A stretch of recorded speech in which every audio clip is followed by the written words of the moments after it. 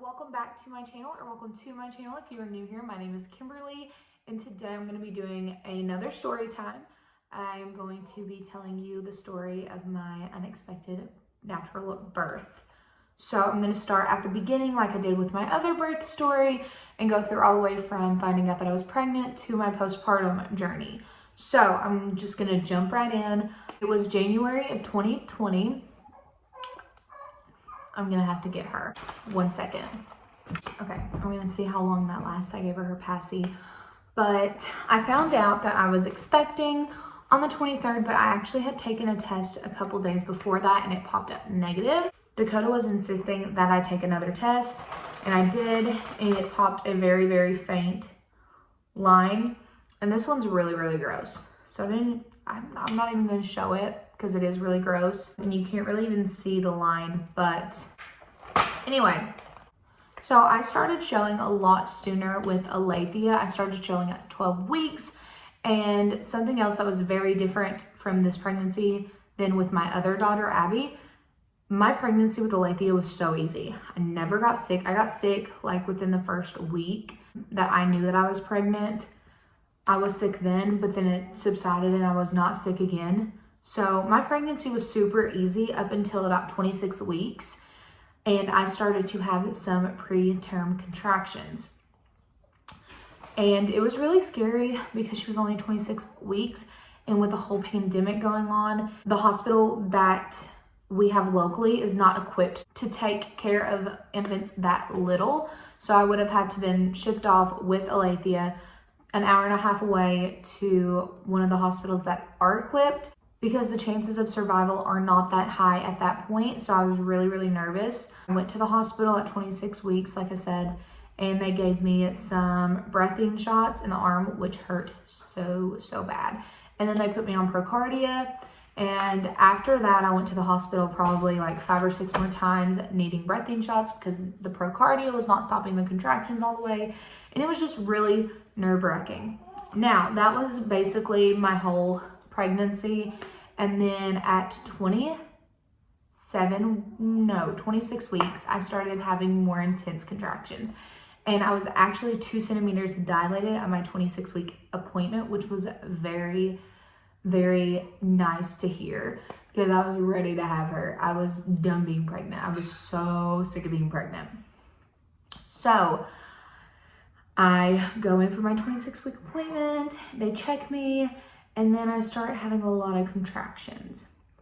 And then September 14th, which was like 5 days after that appointment or whatever, I started having really, really, really painful contractions. And I was timing them and they were 2.5 minutes apart and they were getting more and more intense. So we went to the hospital. And at that point, they're not gonna stop the contractions, but they can't do anything to like help you move along. So it was just kind of like letting my body do what it wants to do. So when I went to the hospital, I was a 2 when they checked me at first. And so I'm walking, I'm doing all of these things, and nothing. I'm just a 2.5 when they come back in to check me 2 hours later. And so they were like, you are not in active labor, but we're gonna keep you overnight just because it was already late. So they kept me and they were gonna check me in the morning to make sure that I wasn't gonna like go into full-blown labor. And they checked me in the morning and I was at a 3 at that point. I was at a 3. So that was some progression, but it was not enough for them to keep me and for me to go into labor. So they sent me home. And when they sent me home, I was determined to get her out of me. So we walked and walked and walked, and I had a birthing ball and I bounced and I bounced and I bounced. And I even used my breast pump and I pumped some because that helps stimulate contractions. And I was doing everything I knew to do. So we go to bed. My contractions completely stopped around like 7 or 8 o'clock and I got super discouraged. So I was just like, I'm done. I'm going to bed. And I could not sleep all night long. Now, I did not mention that I had been having contractions on and off for like the past 5 days. But on the 14th, they got super consistent and super painful, and I started feeling a lot of pressure. So that's why we went to the hospital. But anyway, back to the 15th. I could not sleep that night. The contractions picked back up. and I was up all night. So then I wake up on the 16th, and I wake up and I start bouncing on the ball. You know, I was up at like 5 o'clock in the morning because I couldn't sleep. So I just got up and I started bouncing on the ball and praying to Jesus, God, get this baby out of me. I want to meet her. I'm so tired of being pregnant. I was over it. I was over it. So then after bouncing on the ball, I got really nauseous, and I ended up throwing up. My mom was like, that can be a sign of labor. A lot of women experience that when they go into labor. And because I started having contractions and I had contractions all night long, we went back to the hospital and I had dilated to a 4 at this point. So that was good news because I was progressing, but I was also nervous that my body was just going to stop having contractions and stop progressing and stay where it was. I actually looked it up, and I think it's called like prodromal labor or something like that. I probably just butchered that word. I'll put it on the screen in the definition of it. But it's basically where your body will progress and you'll have contractions and then it just stops. And it's not that you're not in labor, it just your body stops and it doesn't progress like it should. So I was nervous, but the contractions were pretty intense. Although at this point I was used to contractions and they honestly didn't hurt that bad. But on the screen, they were huge. Anyway, they started to get worse and the doctor came in around like 11, I think, and checked me and I was at a 4.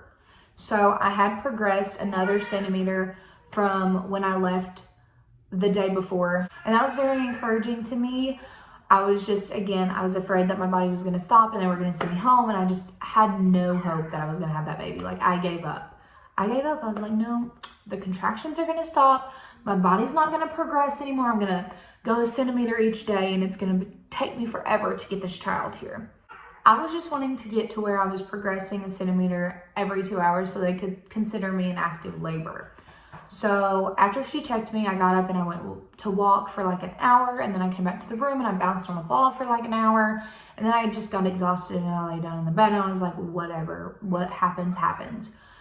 So then the doctor comes back in to check me and I was at a 5.5, which means I was now considered in active labor. And she also, when she checked me, said that there was a lot of fluid and that she believed that there was a tear in my sac of amniotic fluid. So she went ahead and broke my water the rest of the way and I was in labor. So this is where it gets real good. My water broke around 3:53 or something like that. And for the first 10 minutes after my water broke, it was not bad. Like the pain, I could handle it. I was like, man, this is not bad. And you know, I was thinking in my head, it's taken me this long to get to 5.5. I know I've got a long road ahead of me. It's gonna be a while. So I was just, you know, because once you're to a 4, I'm pretty sure you can, that's how far I had to be to get an epidural. So now that I was in active labor, I was just waiting for them to hand me my epidural so I could enjoy my labor. Well, after about 10 minutes, the pain got excruciating. I was moaning, I was groaning. I was that lady that screamed so loud, probably the people in the basement of the hospital could hear me. I mean, people outside of the hospital probably could have heard me. I was that person. And I have no shame about it because what I was feeling was awful. It was awful. So they had to come and draw my blood before they could give me the epidural. So these 2 girls come in. They look super young, which is fine. But they were like, you know, cutting up and giggling around, which is fine. But like, I was in pain. And they come in and they draw my blood and then they leave. And then my nurse comes back in and is like, we're going to get you set up and get you the epidural. And I was like, okay. I'm dying here. So then those girls come back because my blood had disappeared and they had lost my blood. I don't know where it went. Nobody knows where it went. So I'm sitting there in so much pain. I was like, you know, moaning and groaning still. And I was like doing these little whatever to make it through the pain. Like I was moving my legs and just curling my toes and everything. And they were like, can you sit still? I'm like, no. At this point, my contractions were back to back to back. There was no break. And I'm like, I'm feeling a lot of pressure. So then my nurse checks me and I'm at a 7. A 7. This is like probably not even 30 minutes after my water broke. Probably maybe 30 or 40 minutes. And then they get my blood, they leave. And my nurse is like, where's the guy with the epidural? Like, we don't know where he's at. He hasn't shown up yet. He's taking his precious time. And she looks at me and she's like, okay, now this guy, if you move, he will leave. Like, if you make any movement at all, if he walks in and he sees that you're moving, he will not give you your epidural. He will walk right out and leave. And I was like, isn't his job to give me my epidural? She's like, yeah, but he's kind of rude. So anyway, so the guy finally gets there to give me my epidural and she's like, can you sit up? And I'm like, no. Like, I was in so much pain. I just wanted to lay there. And at this point they had kicked Dakota out of the room because nobody's allowed in the room at my hospital when they give you the epidural. I don't know how it is everywhere else, but I know at my hospital, you're not allowed to be in the room when they give the epidural. So Dakota's outside. I'm like, I can't sit up. And she's like, well, can you just try? And she was trying to help me because I did not want to give birth to a baby naturally. And I was not trying to do that. So she just wanted me to sit up and get the epidural so that I could push, because the pushing is like the worst part. So I go to sit up and I felt like I was sitting on her head. Like, I could feel her head. It was right there. I was like, no, I need to push right now. And they're freaking out. They're like, get the dad in here. So they rush out and they go get Dakota. And he like barely makes it. My doctor barely makes it. And then within like 3 pushes and me screaming, I was a nightmare. But I was also in the worst pain that I had ever endured in my life. I do not know why women choose to have children naturally. Like, there's an epidural for you. Take the epidural. Like, don't do that to yourself. I would never. I would do it again and again because I love Alethea and she's the light of my life. But if I had a choice to do it again, I would make sure I got the epidural. But anyway, within 3 pushes, Alethea was born at 4:59 p.m. on September 16th. And she was 7 pounds and 3 ounces and she was 19 3/4 inches long. So that is my birth story. Now on to postpartum. Postpartum was pretty like easy. I didn't bleed too much. They did take precautionary measures though and give me 2 shots of Cytotec in my legs. So that could have been why I didn't bleed as much. But the worst part about postpartum was the pain. With Abby, I was not uncomfortable down there at all. But when I had Alethea, it was just one big bruise. It was one big bruise. It was awful. I couldn't walk. I had to have Dakota's help to the bathroom and back. And when we got home, I had to have help walking. And when I waddled like a penguin. It was awful. And it took me like 10 minutes to get like 2 inches. So just a lot more pain postpartum with her, which I wasn't expecting because it was my second baby. So I thought it would be easier. But I also had her natural. I don't know if that has anything to do with it, because I had an epidural with Abby and I did not with Alethea. So that might have had something to do with it. I don't know. But other than that, my postpartum was a breeze other than the pain, like I said. And I was able to breastfeed with Alethea. I don't know if I mentioned this in my other video, but I did not get to breastfeed with Abby because she would not latch. And I just didn't have a lot of support from like a lactation consultant or anything like that. So it just didn't work out. Now with Alethea, I was able to breastfeed her for 2 months. And then unfortunately we had to stop due to her gastrointestinal issues. So that is it for this part of the video. Now I'm going to move on to the little picture montage that I said I was going to do. I did one of these in Abigail's video, but now I'm going to do one in her video, but I'm going to do it a little bit different.